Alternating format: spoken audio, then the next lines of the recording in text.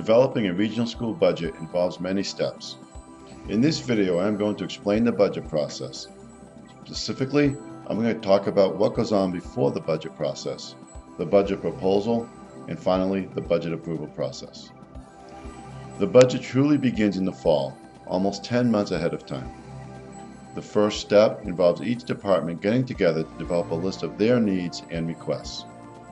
In vocational areas, the departments also meet with program advisory boards, which are made up of business leaders, to get their input in areas such as industry trends, latest technologies, and training needs.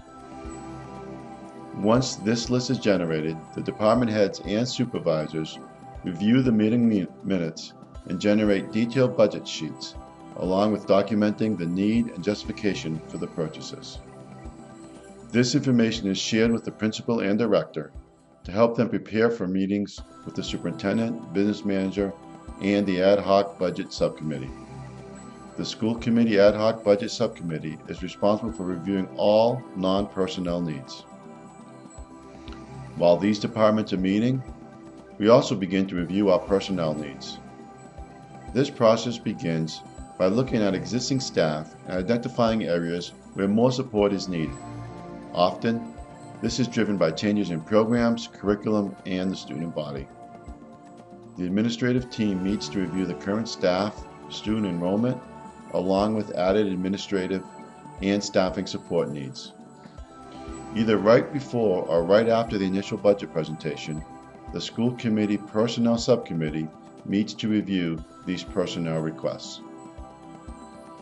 The Personnel Subcommittee is responsible for reviewing and making recommendations for all staffing needs, along with their job descriptions. In late January, the governor releases his or her budget, which includes the district's foundation budget, state aid, and individual community assessment minimums. The business manager enters all the requests and generates a requested total budget amount.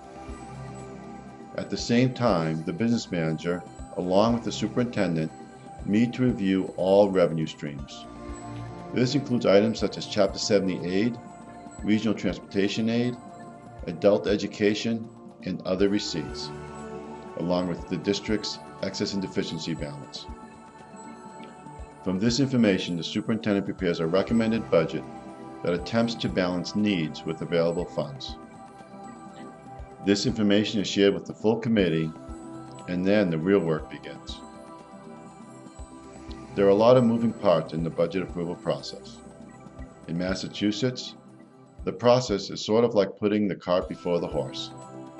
Schools and communities are developing a budget which is made up of state revenue, which does not get ultimately approved until well after the towns and cities have established their budgets.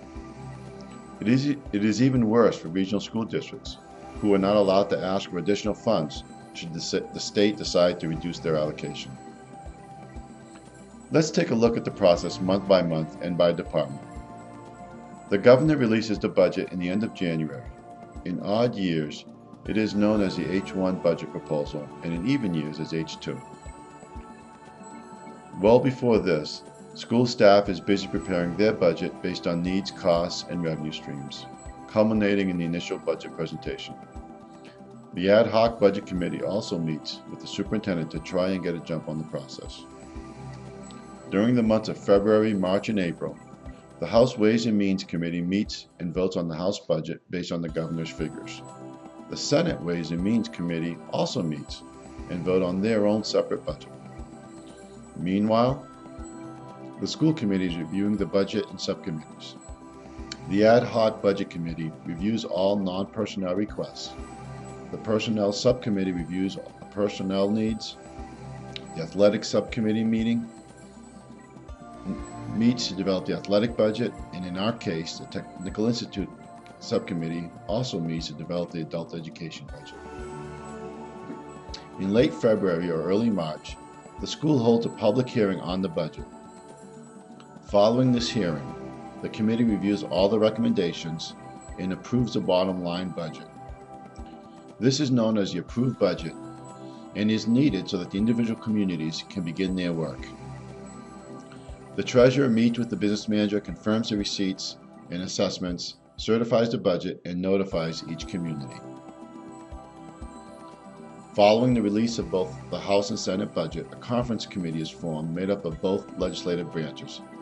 They work out all the differences. This joint budget is then submitted to the governor for approval. The governor has 10 days to sign the budget.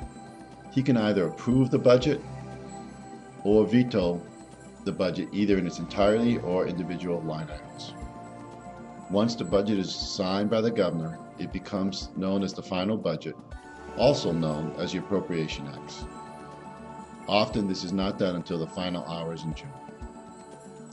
While the legislative and executive branches are doing their work, the school committee is busy making line item adjustments along with finalizing personnel changes. The school also is meeting with area finance committees, board of selectmen, and city council members seeking their approval of the budget. Once 2/3 of the communities approve the budget at the various town meetings and city council meetings, the district has an official adopted budget.